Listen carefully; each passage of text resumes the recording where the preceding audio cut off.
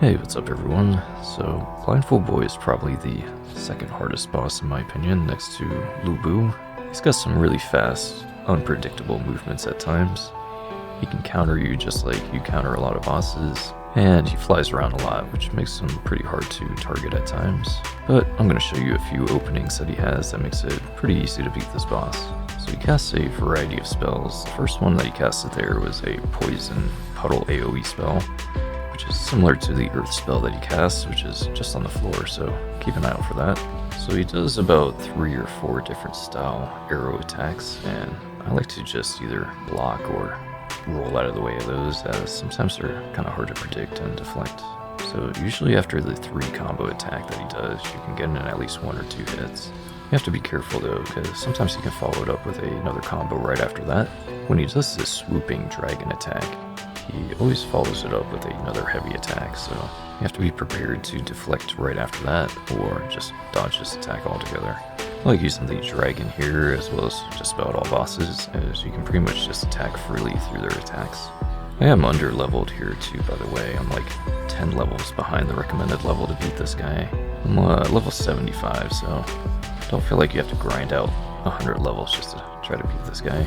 The main recommended spells is just any kind of enchanted weapon, as those are just so overpowered.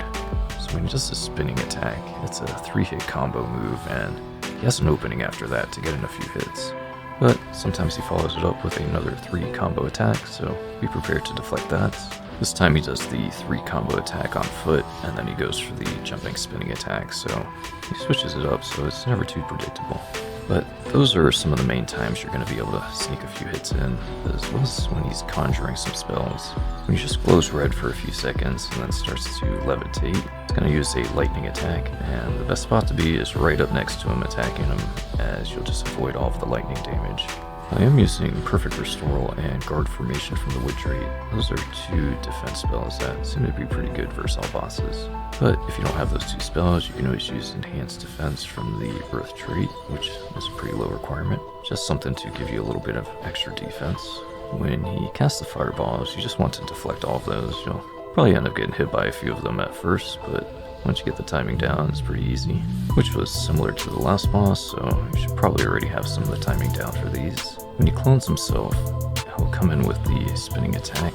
It's pretty similar to his regular spinning attack, except the clones will attack you basically back to back, and there'll be like a half a second delay before the real one attacks you. When you see him float up into the air and conjure a red mist above his head, he's about to launch a giant fireball at you.